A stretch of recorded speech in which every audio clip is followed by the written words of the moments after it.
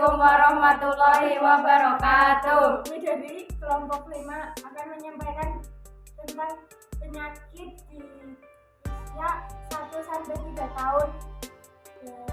Materi yang kami sampaikan yaitu tentang penyakit batuk. Pak, apa sih itu penyakit batuk? Ya baik, definisi batuk. Respon alami tubuh untuk mengeluarkan benda asing seperti virus, kuman, dan debu atau zat iritatif dalam saluran pernapasan.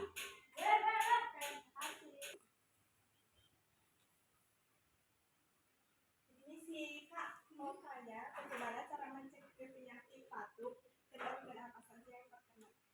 Selain dengan meminum resep obat dari dokter, kita juga bisa mencegah dari rumah dengan cara minum air putih rutin dan minum madu, atau juga bisa dengan madu dicampur dengan jeruk nipis saat sudah. Organ yang terkena batuk yaitu meliputi paru-paru dan tenggorokan. Ke atas penjelasannya. Ya, sama-sama. Iya, Kak mau tanya penyebab dan gejala untuk penyakit batuk itu apa saja? Kalau penyebab batuk itu adalah debu, polusi, dan alergi. Kalau misalnya gejala pilek, sesak napas, hidung tersumbat.